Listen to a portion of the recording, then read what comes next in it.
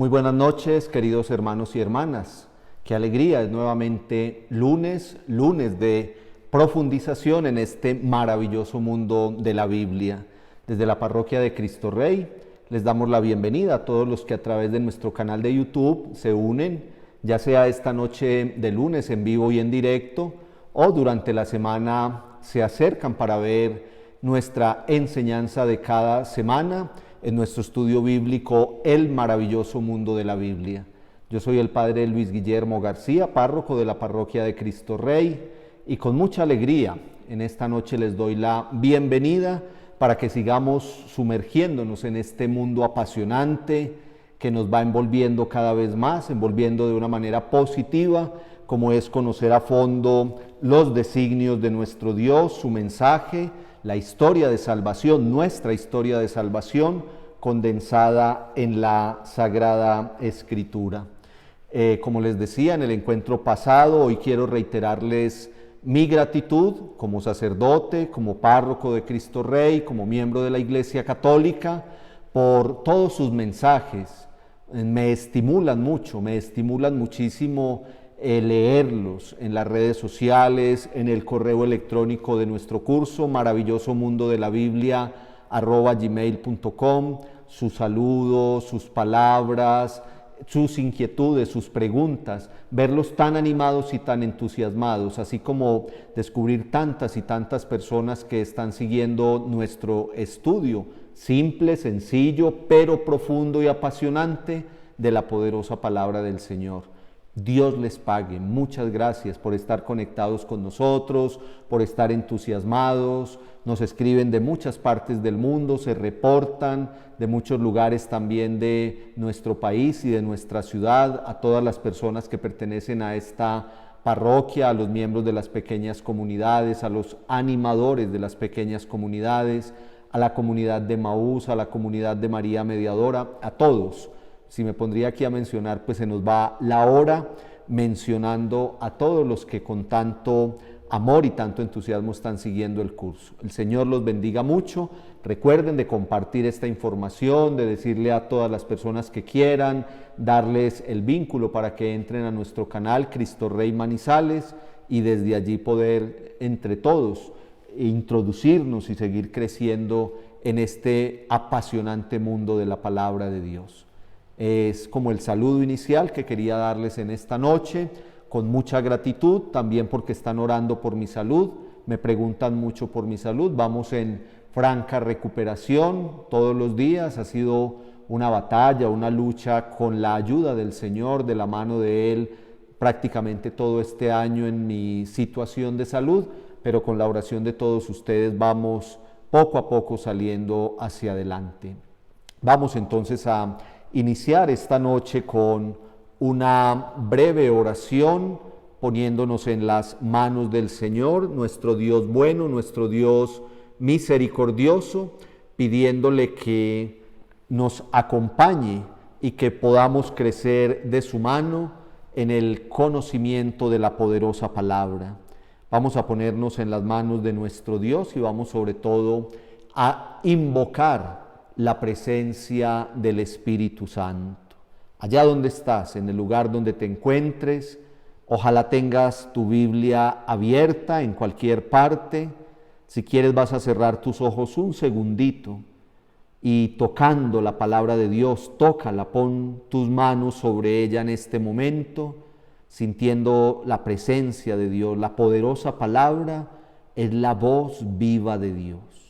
Siente la presencia del Señor en este momento, cerca de ti, y pídele que te ilumine en este ratico, en esta hora, para que la sabiduría de Dios venga sobre ti y te ayude a descubrir qué es lo que Él tiene para decirte a través de las Sagradas Escrituras. En el nombre del Padre, y del Hijo, y del Espíritu Santo. Amén. Dios Todopoderoso, te pedimos que envíes sobre nosotros esta noche la luz de tu Santo Espíritu, que nos lo enseñe todo, que nos lo muestre todo, que nos guíe hacia la verdad plena. Danos el conocimiento, Señor, para entender con el corazón el mensaje de salvación que tienes para cada uno de nosotros. Oramos con el Salmo 29. Alaben al Señor, hijos de Dios, alaben la gloria y el poder del Señor. Alaben la gloria del nombre del Señor, póstrense ante el Señor cuando manifiesta su grandeza. La voz del Señor sobre las aguas. El Dios de la gloria ha tronado, el Señor sobre las aguas torrenciales.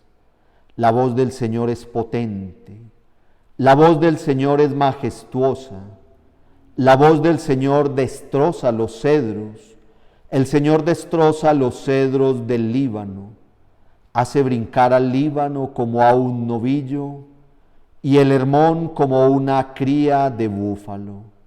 La voz del Señor lanza llamas de fuego, la voz del Señor hace temblar el desierto.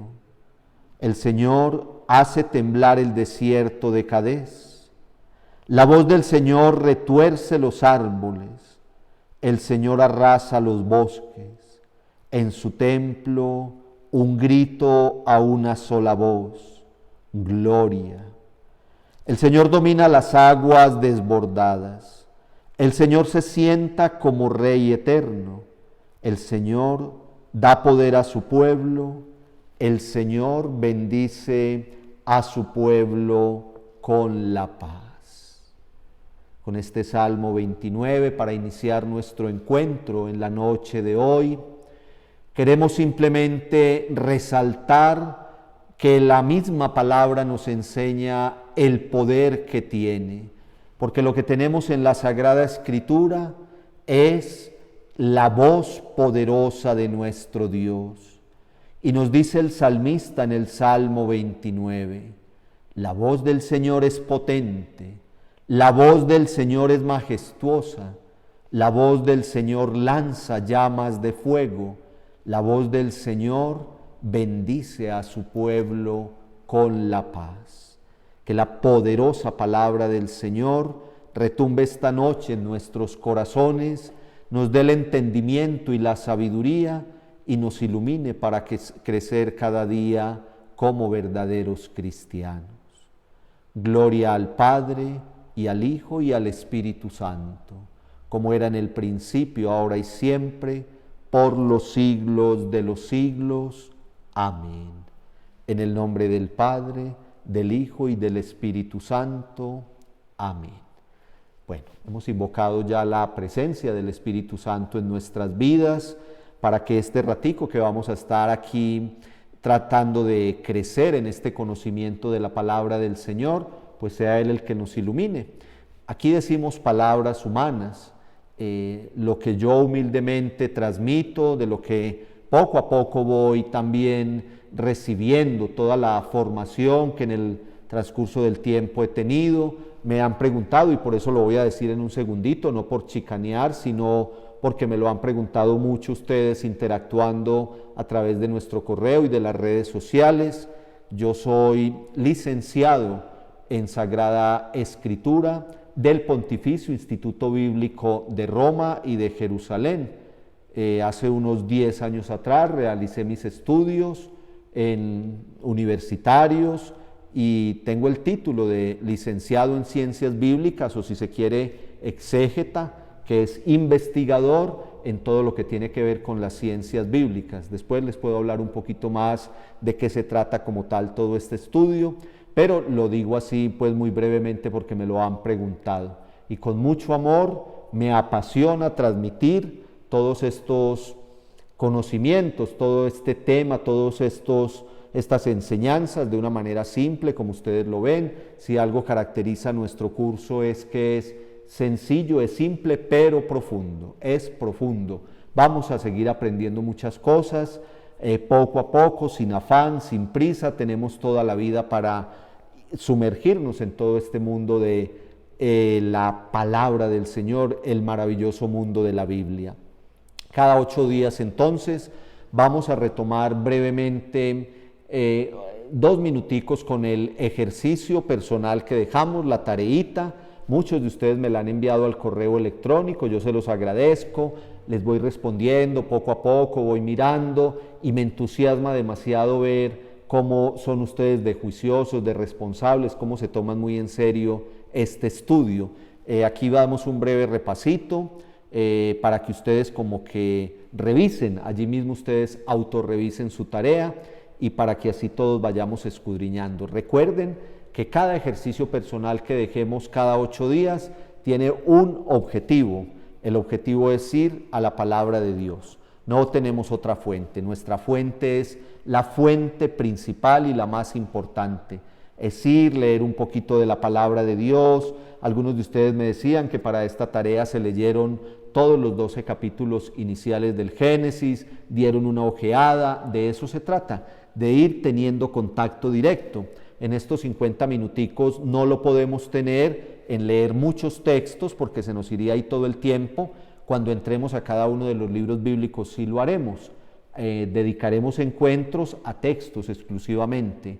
Nos quedaremos toda nuestra hora en determinados textos de la Biblia, pero es muy importante que ustedes durante la semana saquen su ratico para ir y mirar también allí en la palabra de Dios. Entonces, primero yo les pedía que fueran y miraran cuántos capítulos tiene cada uno de los primeros 5 libros de la Biblia. Entonces tenemos que el libro del Génesis tiene 50 capítulos. De estos 5 libros es el más extenso. Hay mucha tela para cortar en el libro del Génesis. Hoy vamos a ver algunas cositas y nos iremos sumergiendo en ese mundo del libro del Génesis, porque recuerden que vamos en orden en nuestro estudio. Luego el libro del Éxodo, el segundo libro de la Biblia, tiene 40 capítulos, también bastante extenso. Luego el libro del Levítico, 27, el libro de los Números, 36 y el Deuteronomio, 34 capítulos. Vuelvo y les repito, el objetivo de esta primera preguntica de nuestro ejercicio personal era el contacto directo, al menos una ojeadita, a esos primeros 5 libros de la Biblia, que son los que vamos a empezar a estudiar desde la noche de hoy. Luego, no me voy a detener en cada uno de estos textos porque aquí nos quedaríamos, pero espero que les hayan dado una buena leidita. El texto de la serpiente tentadora, después de la creación del ser humano, del hombre y de la mujer, puestos allí en el paraíso para que disfrutaran de todo, solamente una restricción, no acercarse al árbol del conocimiento del bien y del mal, y ahí es cuando entra en función el tentador, representado aquí por una serpiente que llega a seducir, a mentir, a engañar y a llevar a esos primeros seres humanos a hacer lo que no podían hacer. Eso lo tenemos en el libro del Génesis, ya está citado allí, como ustedes ya aprendieron a citar desde el lunes pasado, las iniciales del libro, luego el número del capítulo y luego los versículos correspondientes. La serpiente tentadora, Génesis 3, del 1 al 7. Luego ese episodio, después de haber entrado el pecado en el mundo, entra la envidia, entra la soberbia y entra ese impulso interno de hacerle daño al hermano en la escena de Caín matando a su hermano Abel, que lo tenemos en Génesis 4, del 1 al 16. Estos textos los estudiaremos detalladamente. Detalladamente estos que hemos citado los vamos a estudiar, a reflexionar detalladamente aquí en nuestro curso bíblico. Luego la Torre de Babel, cuando el hombre quiso ser como Dios e incluso superior a Dios y quería construir una torre para llegar hasta el cielo, está en Génesis 11, versículos del 1 al 9. Y el llamado a Abraham, importantísimo, e inicia como la segunda parte del libro del Génesis, todo lo que es conocido como la época patriarcal, el llamado a aquel pastor de ovejas para que saliera de su tierra y fuera a formar el pueblo que Dios quería tener de su propiedad. Y le promete a Abraham descendencia abundante y una tierra próspera. Y todo el desenlace del Pentateuco será en torno a esas realidades. Esto lo tenemos en el capítulo 12 del libro del Génesis, sus primeros 9 versículos. Aquí les queda a ustedes para que después comparen un poquito, así grosso modo la tarea. Esto lo iremos desarrollando en el transcurso del tiempo en nuestro estudio. Con mucha pena esta corrección, yo caí en cuenta el mismo lunes y muchos de ustedes también me escribieron a muy queridos y no me molesta para nada, yo también me puedo equivocar, todo este material lo elaboro yo, fue un error de digitación, el único culpable soy yo, no tengo a quien echarle la culpa porque todo esto lo hago yo solito. Y en la diapositiva del repaso se me fue, por poner un 3 se me fue un 6. Fue así de fácil, mi error fue de pronto no haberle dado una buena revisada, siempre reviso, pero de pronto se me fue. Pero ustedes ven que todo el tiempo hemos hablado de 73 libros, 73 libros, 73 libros.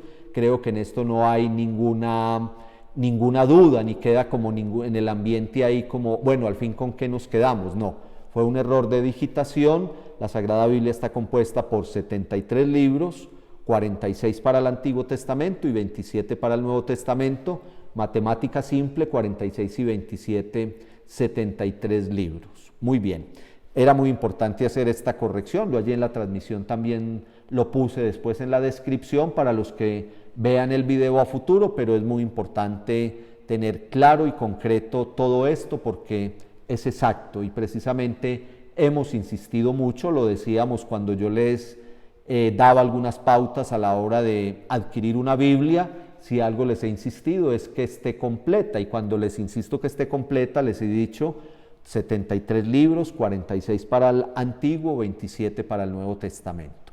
Muy bien, un muy breve resumen de nuestro encuentro anterior. Hablamos de los nombres bíblicos, por qué se llama Génesis, por qué se llama Carta a los Corintios, por qué se llama Libro del Apocalipsis, por qué se llama Libro del Profeta Isaías. Entonces dijimos que hay como varios ítems en ese nombrar los libros bíblicos. Hoy veremos por qué los 5 primeros libros de la Biblia se llaman como se llaman, por ejemplo, lo veremos a continuación.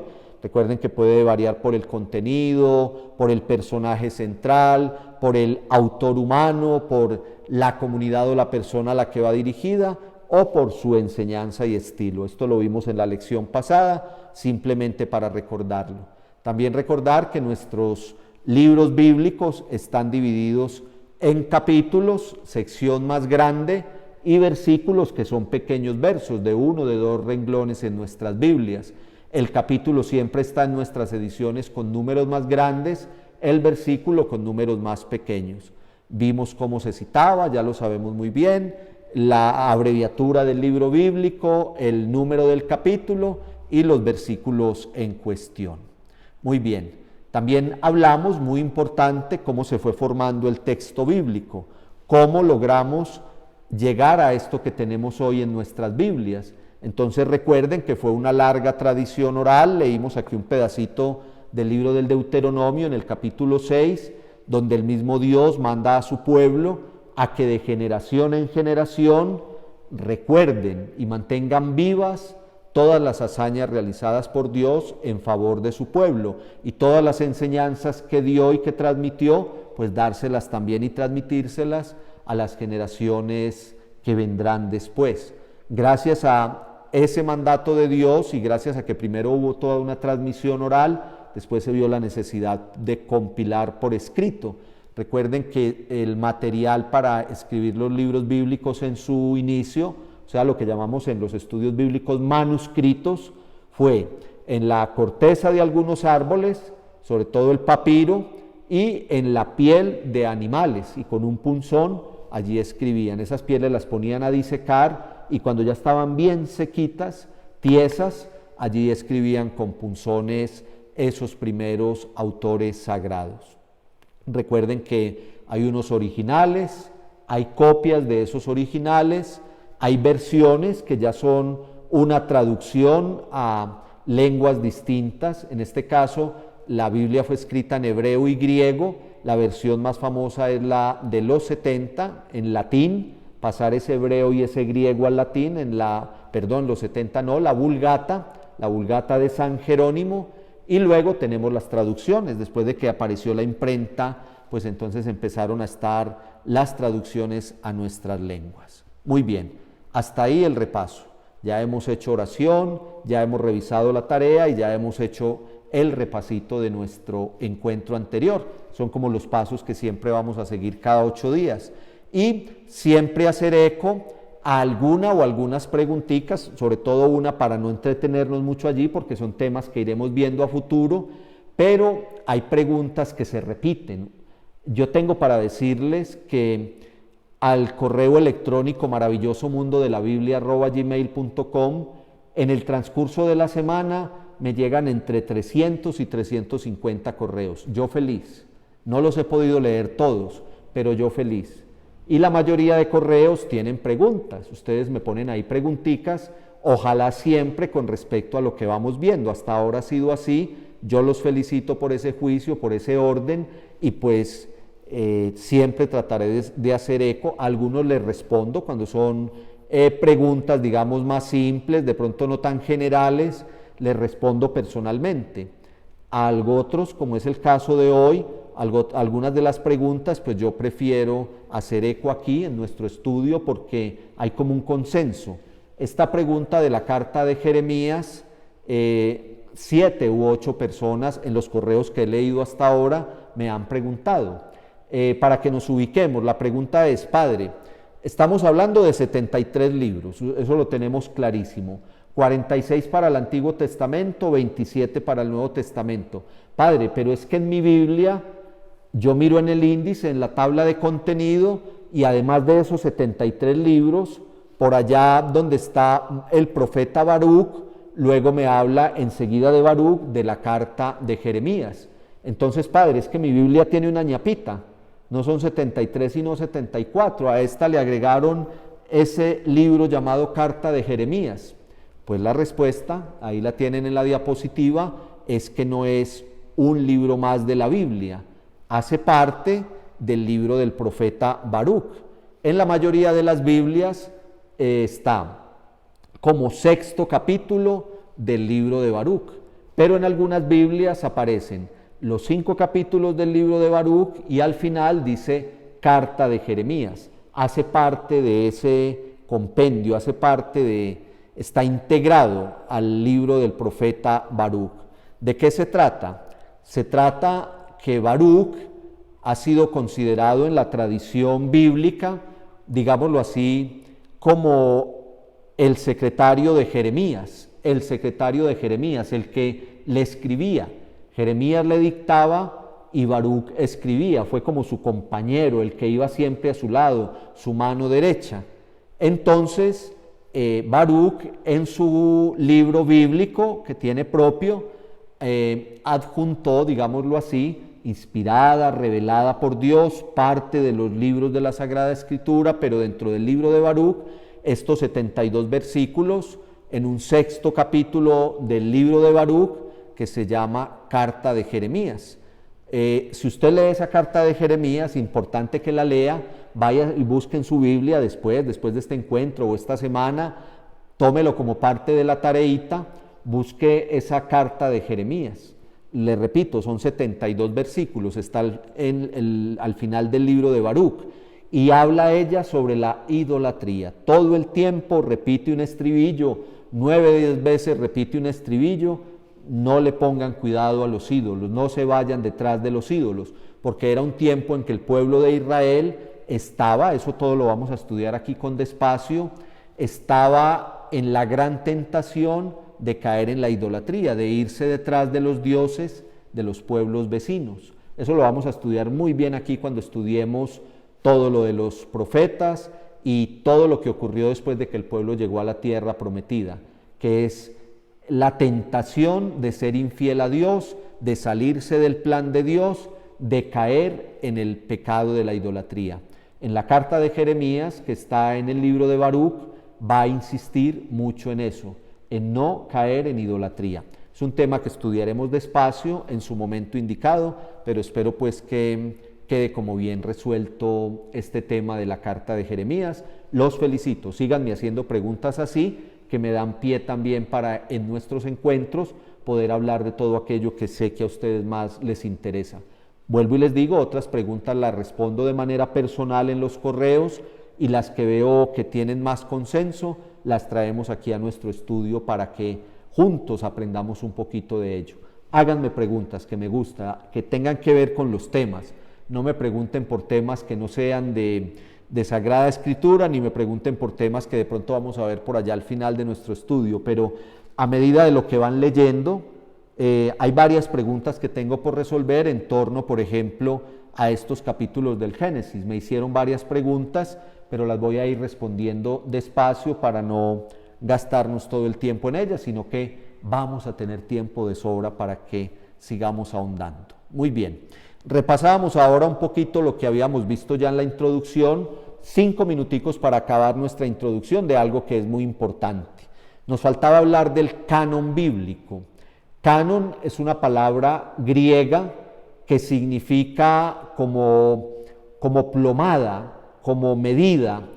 Cuando van a construir una casa o un edificio o van a hacer cualquier tipo de arreglo en una construcción, ustedes han visto que tiran, yo no sé si todavía lo hacen, seguramente que muchos de los que nos ven y están siguiendo el curso son más expertos en esto que yo, pero yo me acuerdo que anteriormente tiraban como una manguerita con agua que daba el nivel para ver que el piso, por ejemplo, no sé yo, una terraza quedara con el nivel que era, tiraban la plomada. Eso en griego se dice canon y quiere decir regla, quiere decir medida, y es una palabra muy utilizada en el medio eclesiástico. Ustedes han oído hablar del derecho canónico, por ejemplo, han oído hablar del canon romano para hablar de la plegaria eucarística en la misa. En Italia, por ejemplo, a la casa cural la llaman la canónica, el lugar donde vive el sacerdote la llaman la canónica, la casa donde está el orden, la regla. Pues el canon de la Sagrada Escritura, el canon bíblico, es la lista, el catálogo oficial de los libros que la Iglesia considera como sagrados. Eso es canon bíblico. Ustedes para hace 8 días hicieron la tareita de hacer la lista de los libros bíblicos con su abreviatura. Ese es el canon bíblico. Esa tarea que usted hizo, yo hoy le podría decir, escríbame el canon bíblico, y usted ya sabe que es la lista de todos los libros sagrados. ¿Por qué estamos hablando de esto? Porque queremos decir una palabrita muy breve sobre por qué quedaron esos libros y no otros.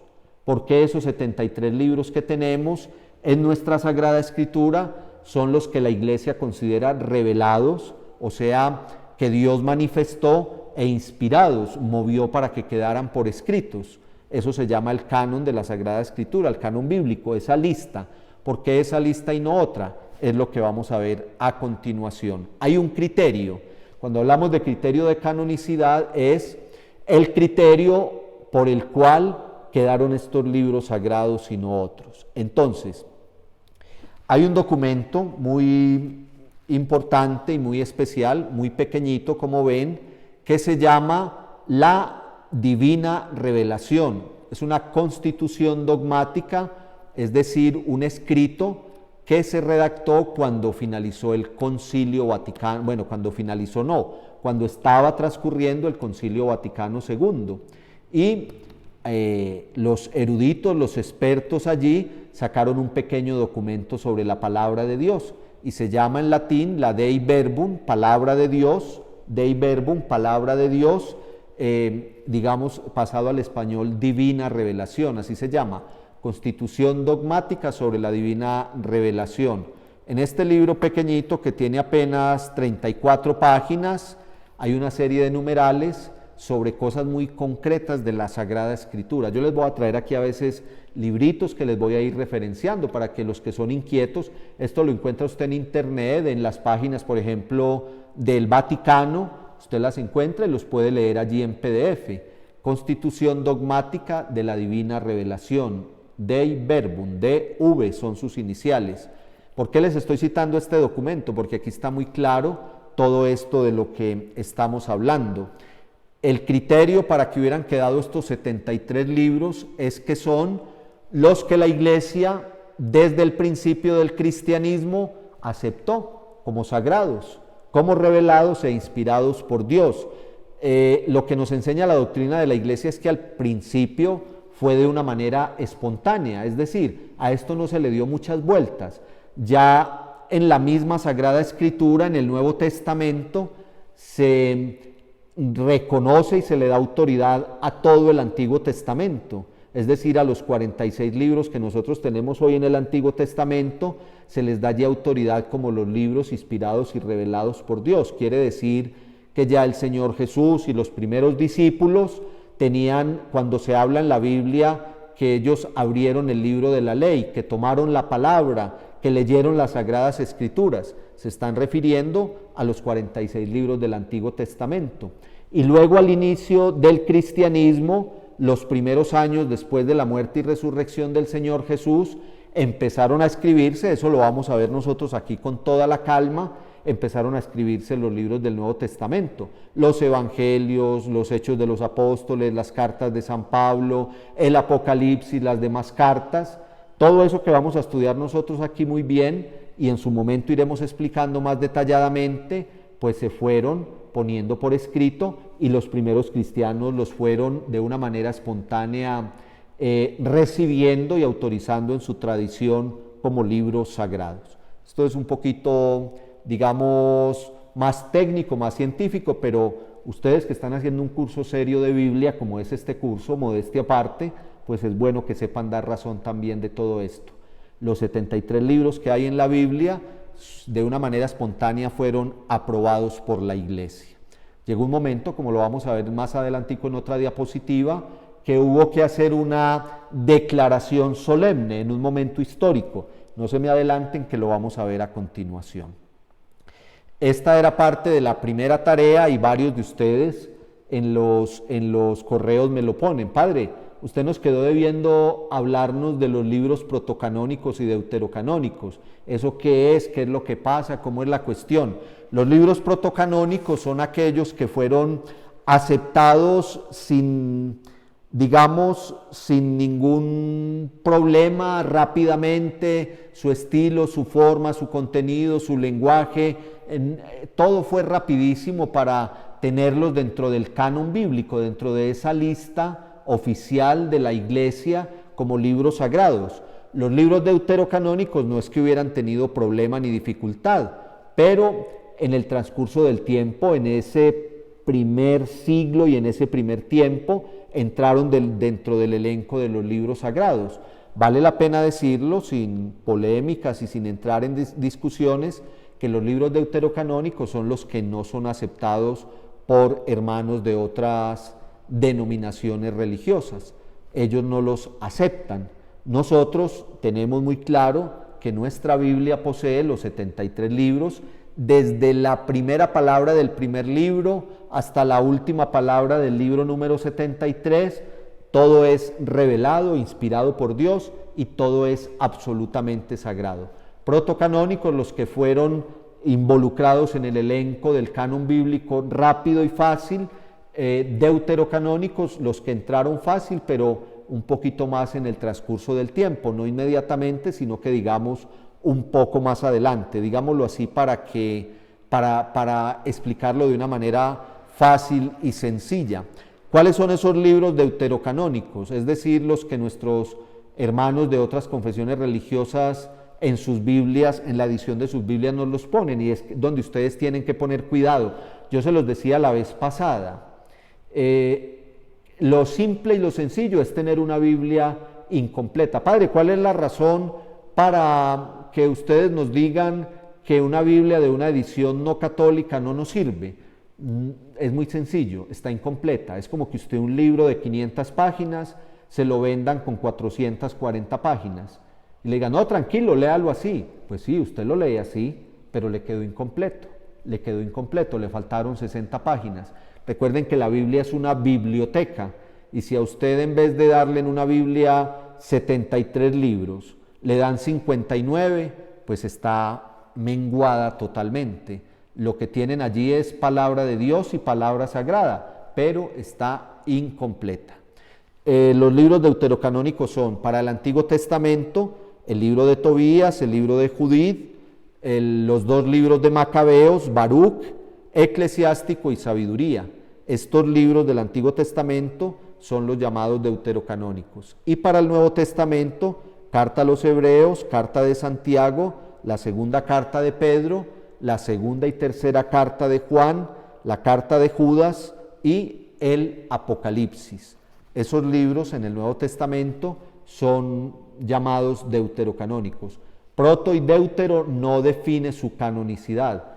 Todos son igual de canónicos, todos están en la regla, todos están en la lista de libros sagrados. Los deuterocanónicos entraron un poquito más tarde en esa lista, pero un poquito más tarde es en esos primeros años después de la muerte y resurrección del Señor. De esto podríamos ahondar más, pero digamos que es como lo importante de decir en esta noche. Me preguntan mucho por los libros apócrifos. Sencillamente, ¿qué es un libro apócrifo? Un libro apócrifo es un libro que por sus características, su lenguaje, su estilo, el mensaje, la lengua, hebreo, griego, se parece mucho a los libros bíblicos, mucho. Menciona personajes muy parecidos a los que hay en los libros bíblicos, mencionan pueblos como los que hay en los libros bíblicos, tienen enseñanzas similares a las de los libros bíblicos, pero nunca entraron en el canon, no están en la lista oficial de los libros sagrados. Son similares, mas no son considerados sagrados, es decir, no son revelados e inspirados. Padre, ¿son malos los libros apócrifos? No todos los libros apócrifos son de falsa doctrina, no todos. Hay libros apócrifos, como hay otro tipo de literaturas, con falsa doctrina, pero hay libros apócrifos que tienen un contenido normal, no bíblico, no sagrado, pero un contenido normal. Hay evangelios, hay cartas, por ejemplo el Evangelio de Tomás, el Evangelio de María, cartas de los apóstoles que son considerados apócrifos. María no escribió un evangelio, por ejemplo. No me quiero extender mucho en este tema, pero por ejemplo, una de las características de los libros apócrifos es la pseudonimia, es decir, le ponen un autor, digámoslo así, famoso en su tiempo para que la gente lo leyera. ¿Quién no iba a querer leer en los orígenes del cristianismo un evangelio que se llamara Evangelio de la Santísima Virgen María? Imagínense decir que esa palabra la escribió la mamá de Jesús, que siempre estuvo ahí con él, que lo vio crecer, que lo tuvo en su vientre, pues todo el mundo va a querer leer el Evangelio de María, pero no hay en la Biblia un libro sagrado que se diga esto lo escribió María. Hay libros apócrifos que sí llevan ese nombre, entonces eso es pseudonimia, le ponen el nombre de María para que la gente los lea. Nos podríamos quedar hablando de los libros apócrifos, pero es así de sencillo. Terminamos nuestro repaso diciendo, y por eso les decía que no, cuando les hablé del canon bíblico y que todo empezó de una manera espontánea y que ya les iba a explicar de qué se trataba, todos ustedes saben muy bien lo que es conocido como la Reforma Protestante. Por allá en el siglo XVI, Martín Lutero, sacerdote católico, armó rancho aparte y dijo, yo desde hoy voy a quitar unas verdades en las que yo no voy a profesar y voy a mirar toda mi concepción religiosa y espiritual de otra manera. No estamos diciendo aquí que fue malo, que fue bueno, no, simplemente es un dato histórico. Y dentro de toda esa reforma y revolución protestante con Lutero y sus demás compañeros, quitaron unos libros de la Biblia, quitaron los libros deuterocanónicos, dijeron, no, en estos libros deuterocanónicos nosotros no los vamos a tener como parte del canon. Entonces en ese momento, y solo ahí, hasta ese momento no había habido necesidad, la Iglesia en el año 1546, en el concilio llamado Concilio de Trento, declaró oficial y solemnemente la lista de los libros sagrados. Es muy fácil. No es que en el año 1546 hubieran discutido sobre cuáles eran los libros sagrados. Venían desde el comienzo de la Iglesia de una manera espontánea. Los libros autorizados, la lista de los libros que tenían como sagrados, revelados e inspirados, los 73 que tenemos nosotros hoy. Pero no había existido la necesidad de hacer una declaración solemne al respecto, como decir, venga que vamos a dejar esto muy claro, como cuando hoy se hace, por decir alguna nota de prensa diciendo, miren, se está discutiendo mucho sobre tal tema, vamos a dejar claro y concreto de qué se trata. Siempre ha sido así, pero ahora lo vamos a dejar de una manera clara y concreta. Eso fue más o menos lo que pasó en el Concilio de Trento, que se dio de una manera oficial y solemne la lista de los 73 libros bíblicos. Usted por ahí en internet puede buscar un poquito, Concilio de Trento, declaración solemne del canon bíblico de la Iglesia, y va a encontrar pues todo al respecto, siempre metiéndose a páginas serias y páginas autorizadas católicas pues para hablar de todos estos temas. Como ustedes ven, solo la introducción ya es un tema bastante apasionante. Tuvimos un primer encuentro de presentación y prácticamente 2 encuentros sobre introducción, y se los voy a confesar aquí entre nos. Yo quisiera decirles muchas más cosas en este tema introductorio, pero quiero que vayamos avanzando, porque yo quiero que lleguemos a la lectura de los textos bíblicos, quiero que nos vayamos sumergiendo allá en la poderosa palabra, pero sí es muy importante todo esto que venimos diciendo hasta ahora.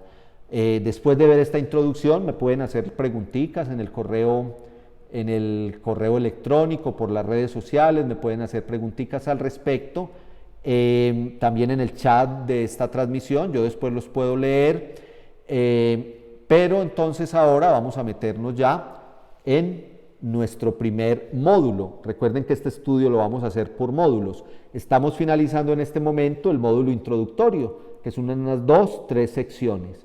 Ahora nos vamos a meter en el módulo del Pentateuco, que serán unas 12 secciones más o menos, de pronto un poquito más. Yo creo que este resto de año se nos va en el Pentateuco, pero es una maravilla.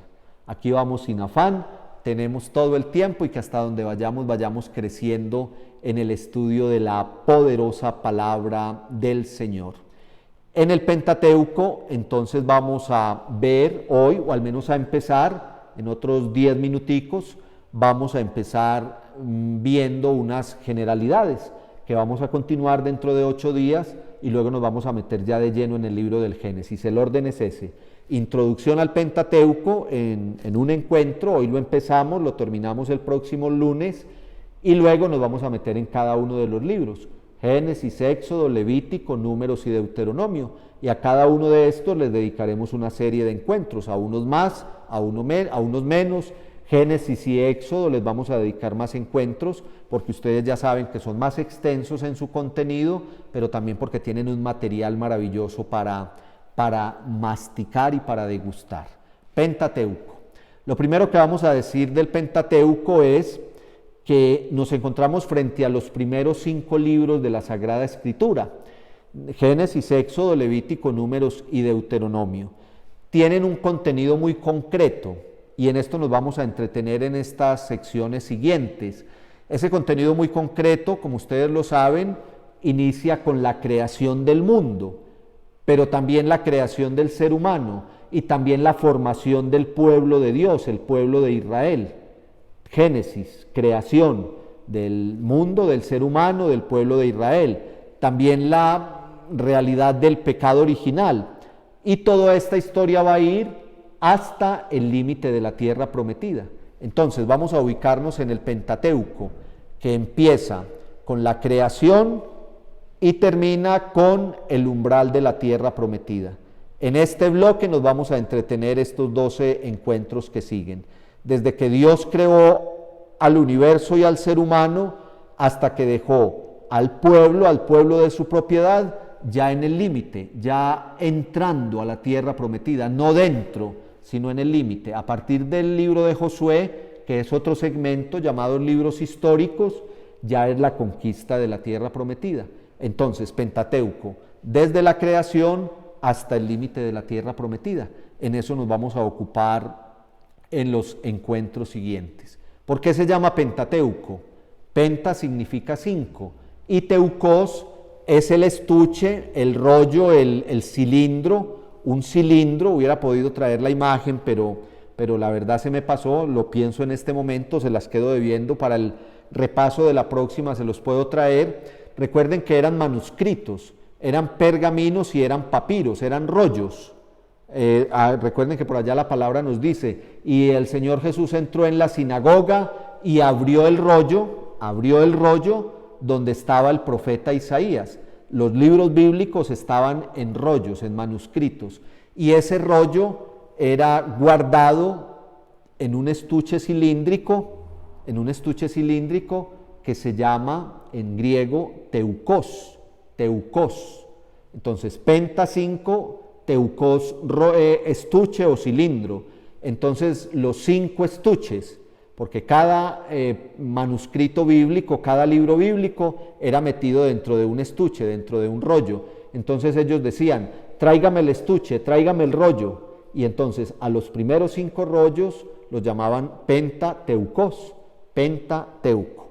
Cultura bíblica, para cuando esté por ahí en un concurso de cultura bíblica ya está súper preparado para responder por qué se llama pentateuco. Es bonito. No es que cambie la historia de nuestra vida, no es que usted esta noche no vaya a dormir de la emoción porque entendió que es pentateuco, pero es muy interesante, es aprender un poquito más y es involucrarnos, sumergirnos en todo este mundo bíblico. Bueno, hoy vamos a terminar mirando el título que tiene cada uno de los primeros 5 libros de la Biblia para que nos vayamos familiarizando con ellos.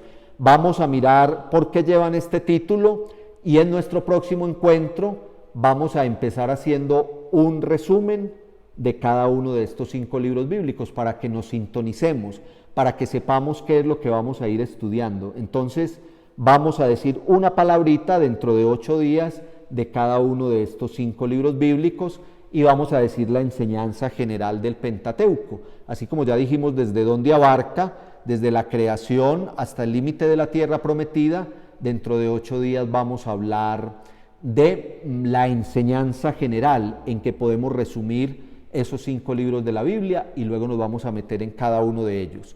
Veíamos nosotros en el encuentro anterior que algunos libros bíblicos llevan su nombre de acuerdo al contenido que tienen. Pues los 5 primeros libros de la Biblia, el Pentateuco, cada uno de ellos le corresponde su nombre de acuerdo al contenido que tienen. Es muy fácil. Génesis. ¿Por qué se llama Génesis? Porque es el libro de los orígenes. Cuando estudiemos el libro del Génesis, el título que yo le voy a poner a ese estudio es Libro de los Orígenes.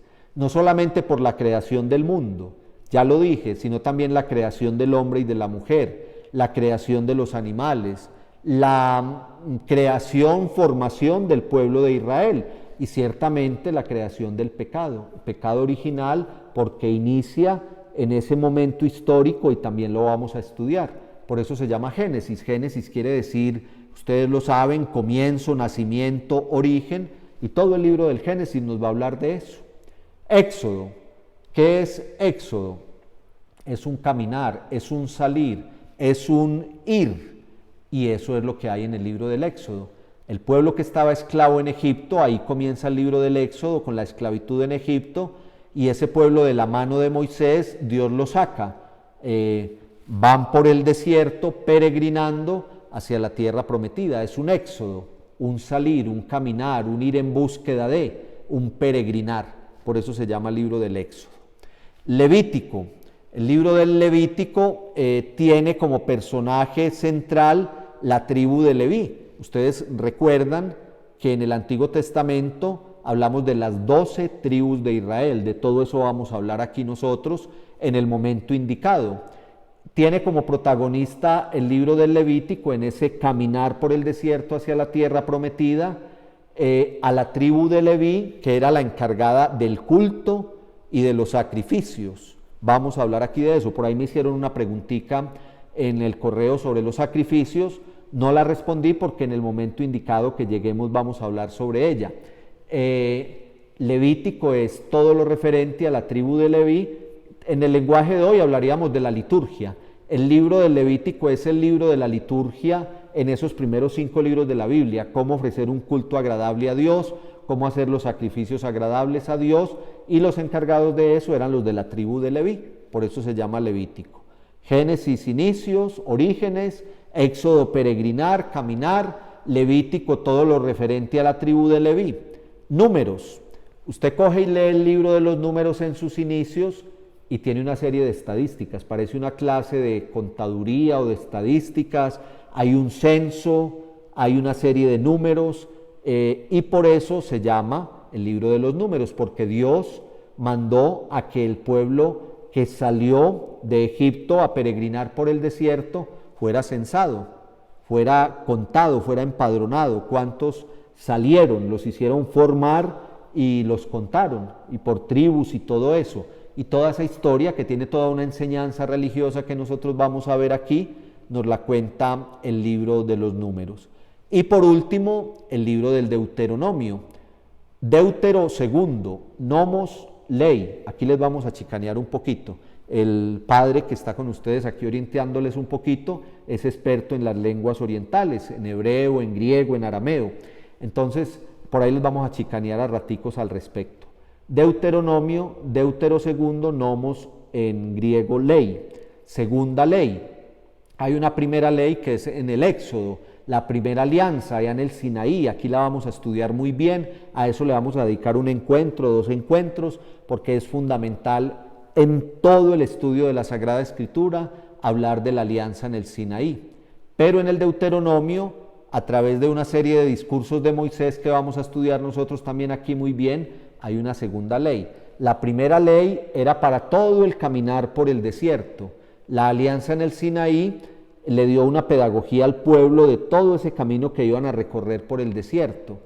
Y el Deuteronomio les va a dar toda una ley de cómo actuar cuando ya lleguen a la tierra prometida. Porque acuérdense que el libro del Deuteronomio es en los límites, en los umbrales de la tierra prometida. Entonces por eso se habla de segunda ley. Yo creo que podemos dejar ahí nuestro tema en el día de hoy para no llenarlos con demasiada información. Acabamos de ver la introducción general, el primer módulo introductorio, y ahora ya nos hemos introducido en este módulo del Pentateuco, los primeros 5 libros de la Biblia.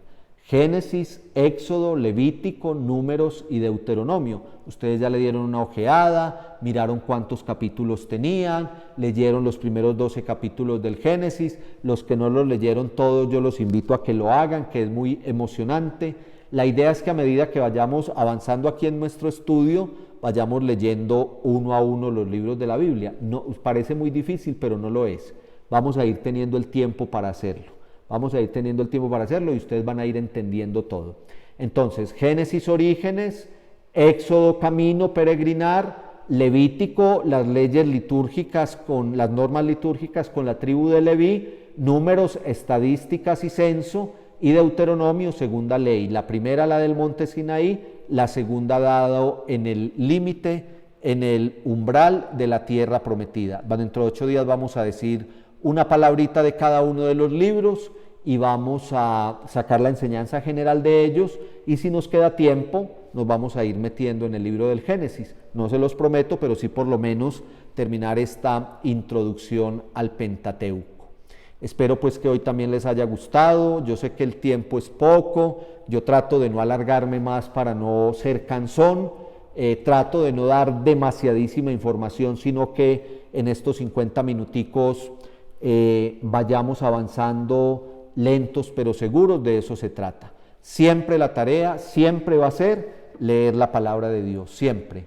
La tarea siempre va a ser leer la palabra de Dios. Entonces, nuestra siguiente tarea, como nos vamos a ir metiendo en el libro del Génesis, es, usted ya sabe qué cita es esa, Génesis 1, versículo 1 a capítulo 2, versículo 4.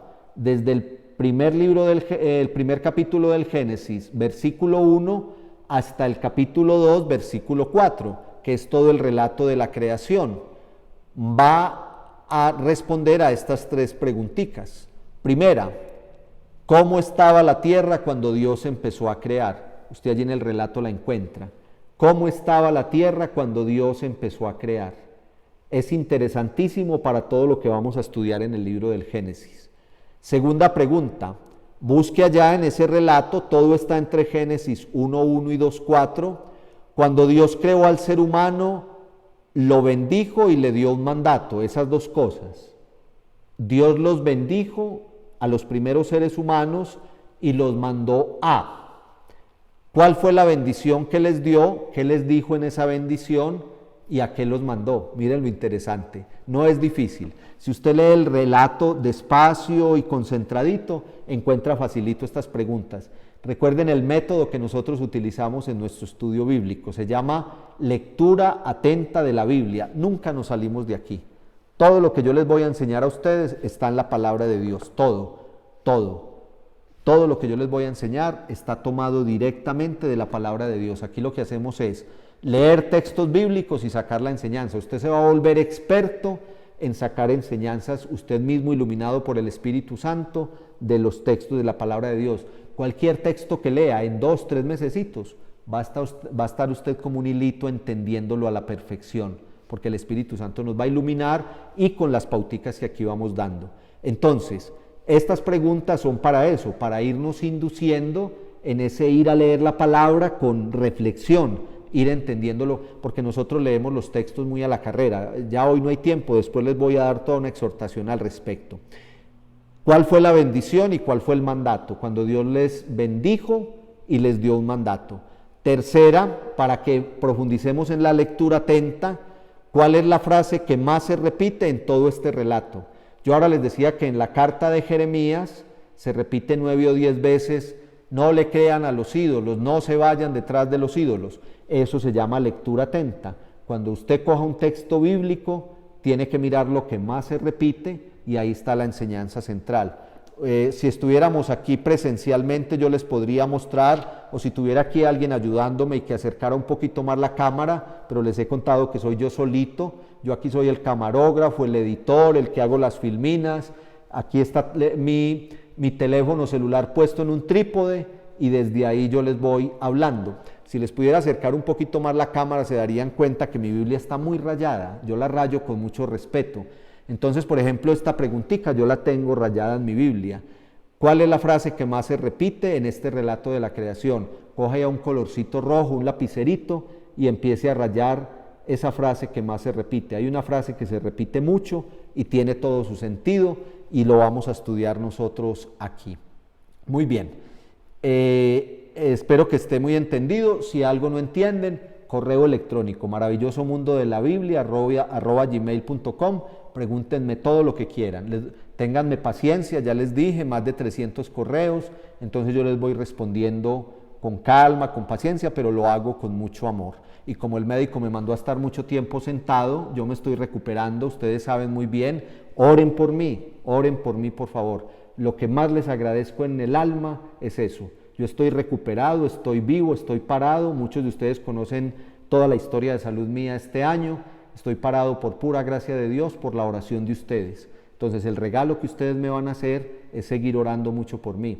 Los médicos, hay uno de los médicos a quien le mando un saludo muy especial que está siguiendo nuestro curso. No digo su nombre porque él no quiere que lo diga.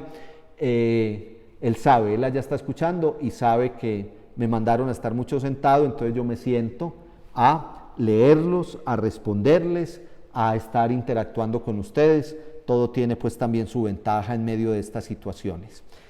Una cuñita muy especial, este canal, el canal de YouTube, Cristo Rey Manizales, le hemos querido ir dando vida. Ya les hablaba hace 8 días de las pildoritas del Evangelio de cada día, espero que las estén siguiendo, las encuentran aquí desde las horas de la noche del día anterior. Esta noche, por ejemplo, ya hacia las 9:30 encuentran la píldora del Evangelio del día de mañana y queda subido en YouTube. Pero también hemos querido, además de la Eucaristía que ya celebramos todos los días a las 12 por el Facebook Luis Guillermo García Betancourt, mi Facebook personal, ya desde la parroquia también estamos celebrando la Eucaristía a las 7 de la mañana por el canal de YouTube, Cristo Rey Manizales, todos los días. También me han preguntado en los correos cómo pueden mandar a celebrar la Eucaristía. Lo pueden hacer en el mismo correo, maravillosomundodelabiblia@gmail.com.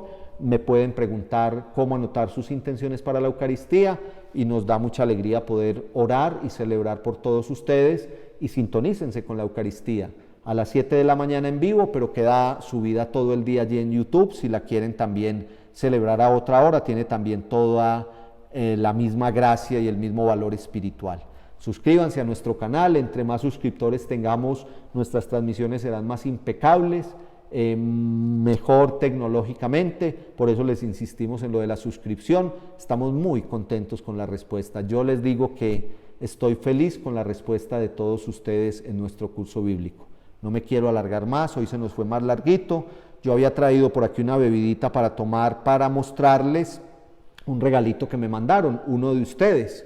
me mandaron un pocillo que marcado con el maravilloso mundo de la Biblia y una frase que yo tengo tomada de un santo como frase para mi vida: solo Dios basta. Muy querida la persona que me mandó este pocillito, maravilloso mundo de la Biblia, solo Dios basta. El Señor la bendiga. Hoy traje este pocillo, aquí tengo una bebidita de caléndula que me cae muy bien para mi recuperación y pues no, me entretengo tanto hablándoles que no tuve tiempo de tomármela.